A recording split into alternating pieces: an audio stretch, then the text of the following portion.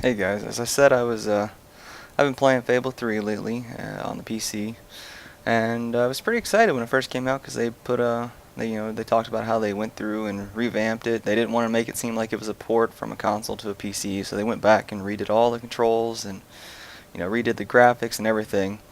But when I actually started playing it, I mean, after 2 or 3 hours, I could pretty much tell that this was made for 360 and wasn't very easy or fun to play on the computer, so I pulled out my 360 controller, hooked up to my computer, and started playing that with that instead, and made the gameplay actually a lot easier. So suggest if you're playing this on the computer and you have a 360, just hook up the controller.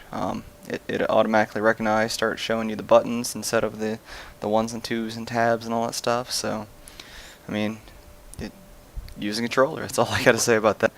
The graphics for the game. I mean, they're the standard Fable series graphics.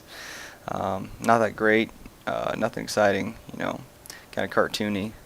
But I mean, you can't really expect too much out of that. One thing I did notice, it seems to be kind of stressful on a computer. I mean, I have two GTX 280s SLI. They're kind of outdated cards, but the SLI still makes some pretty high-end cards. But it actually gets the temperature up on my computer pretty high. Uses a lot of the GPU, and after playing for a couple hours, my room gets pretty warm.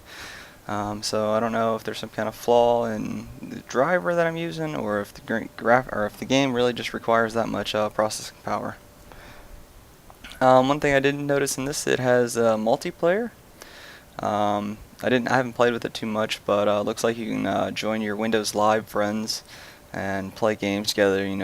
I guess if you're at the same part of the storyline, it'd probably help. I did try this once. I just joined a random game, which just threw me in with someone, and he was way behind on the storyline than I was. So I just kind of followed him around for a little bit, just kind of see how it was. It kind of seemed like a competition.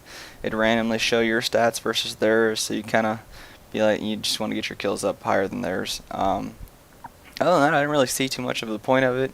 I guess if you got one person who's really far ahead and wants just to feed you items and gold or whatever, I guess that's a good way to trade out stuff. But other than that, it's not that great. The story, it's kind of what all the fables are. Something's gone wrong in the world, and you're the hero that can save or destroy it. I'm currently playing the good guy. Plan to go back and play the bad guy. Obviously, you got to play both sides for the full experience. Playing a good guy gets kind of hard because you start getting to some of these annoying characters where you just want to shoot them, but you can't.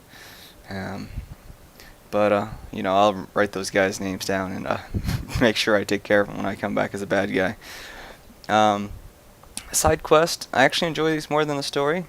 They're pretty funny. You got all these little random characters saying stupid things. I don't want to go. I don't want to ruin any of the stories for you, but side quests are definitely better than the actual story of the game. The image that I'm using here for this walkthrough review is actually from one of my favorite quests. I don't actually remember the name of it or anything like that, but it's kind of a roleplay side quest where you get guided by dungeon masters. They set up this dungeon for you, and you're just kind of going through and completed it as their story would be.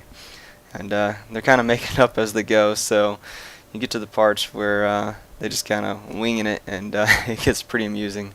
The item I found, it's pretty self-explanatory. I never got to use it, so I don't really know what it was supposed to be for. But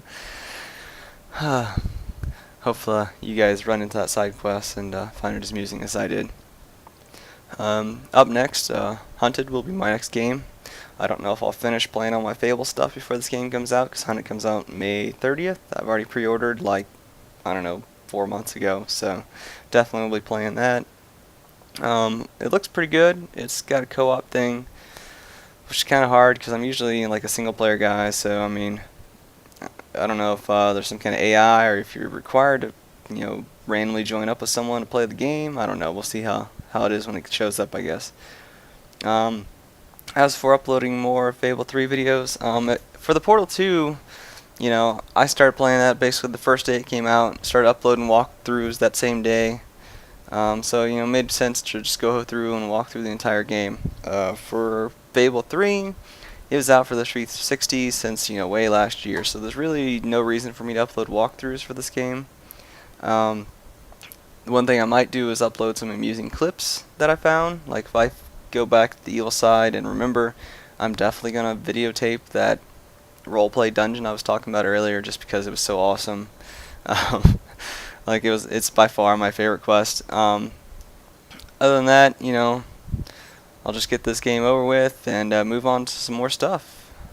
So thanks for watching this, guys, and we'll see what comes next.